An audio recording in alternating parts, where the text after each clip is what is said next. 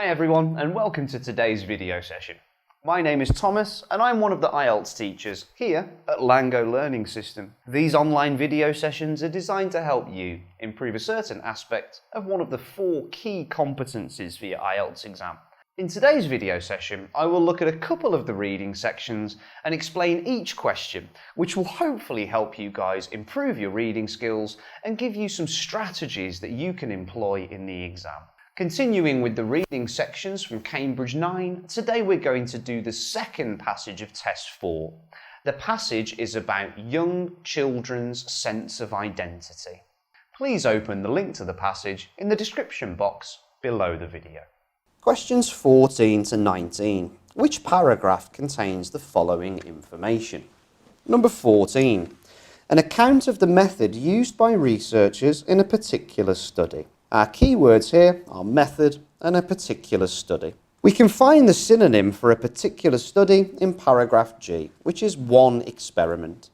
This means that what we need is in this paragraph. Let's see what the writer says about the experiment. In one experiment, Lewis and Brooks Gunn, 1979, dabbed some red powder on the noses of children who were playing in front of a mirror and then observed how often they touched their noses. The psychologists reasoned that if the children knew what they usually looked like, they would be surprised by the unusual red mark and would start touching it. Our answer is G. Number 15, the role of imitation in developing a sense of identity. Our keywords here are imitation, developing, and identity.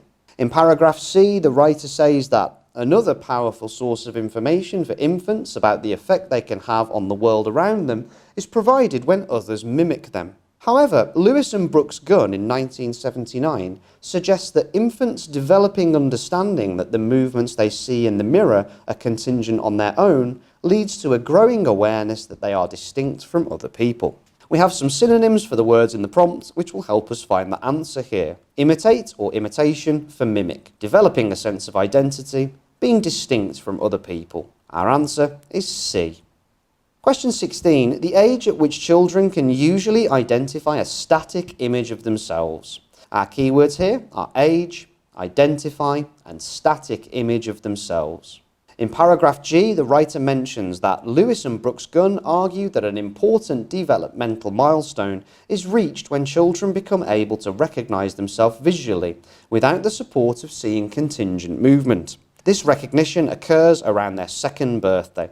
Identify a static image of themselves has the same meaning as recognize themselves visually without the support of seeing contingent movement. Our answer here is G. Number 17, a reason for the limitations of scientific research into the self as subject. Our keywords here are reason, limitations, and self as subject. In paragraph D, the writer states that empirical investigations of the self as subject in young children are, however, rather scarce because of difficulties of communication. Even if young infants can reflect on their experience, they certainly cannot express this aspect of the self directly. Our answer is D. Number 18, a reference to a possible link between culture and a particular form of behaviour. Our keywords here are link, culture, and behaviour. In paragraph H, the writer says that, although it may be less marked than in other societies, the link between the sense of self and of ownership is a notable feature of childhood in Western societies. Our answer here is H. Number 19, examples of the wide range of features that contribute to the sense of self as object. Our keywords here are examples, features, and self as object. In paragraph E, the writer indicates that this second step in the development of a full sense of self is what James called the self as object. This has been seen by many to be the aspect of the self which is most influenced by social elements, since it's made up of social roles, such as student, brother, and colleague, and characteristics which derive their meaning from comparison or interaction with other people, such as trustworthiness, shyness, or sporting ability. Our answer here is E.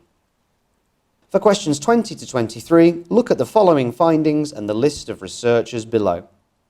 Number 20, a sense of identity can never be formed without relationships with other people. Our keywords here are identity, never formed, and relationships.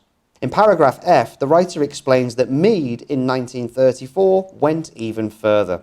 The self is essentially a social structure, and it arises from social experience. It's impossible to conceive of a self arising outside of social experience. Relationships with other people and social experience mean the same thing here. Our answer is D.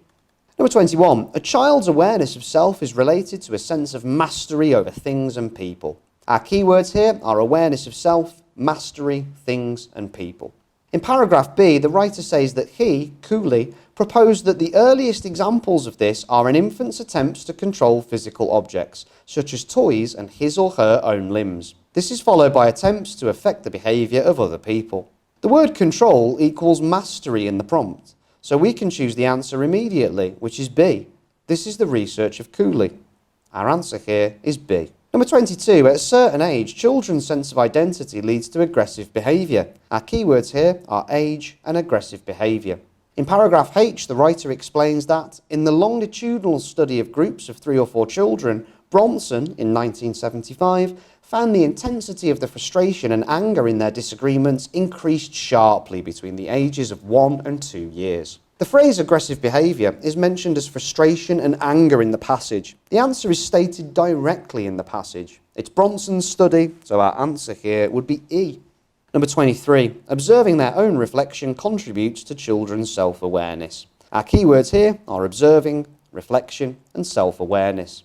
In paragraph C, the writer illustrates that, however, Lewis and Brooks Gunn suggests that infants developing understanding that the movements they see in the mirror are contingent on their own leads to a growing awareness that they're distinct from other people. Here, I'll help you figure out synonyms for the words in the statement and choose the right answer. Reflection, movements in the mirror. Observe and see. Contribute to and lead to. Our answer here is clearly C. Number 24 to 26. How children acquire a sense of identity. Number 24. First, children come to realise that they can have an effect on the world around them, for example by handling objects or causing the image to move when they face a... Keywords are effects on the world, image, move and face. In paragraph C, it's indicated that young children enjoy looking in mirrors, where the movements they can see are dependent upon their own movements. This means that children make the image move when looking at the mirror. Clearly, we choose mirror to put in this gap. Number 25. The aspect of self-awareness is difficult to research directly because of problems. Our keywords here are difficult to research and problems. In paragraph D, empirical investigations of the self as subject in young children are, however, rather scarce because of difficulties of communication. Even if young infants can reflect on their experience, they certainly cannot express this aspect of the self directly. Find the answer quickly. We have to find the corresponding synonym for the keyword in the question. The keyword problems is synonymous with difficulties in the text, so the word missing can be indicated after this. After considering the meaning, we will choose the word communication to fill the gap. Number 26. In Western societies, at least, the development of self-awareness is often linked to a sense of blank and can lead to disputes. Keywords here are Western, self-awareness and linked. At the end of paragraph H, often the children's disagreements involved a struggle over a toy that none of them had played with before, or after the tug of war. The children seem to be disputing ownership rather than wanting to play with it.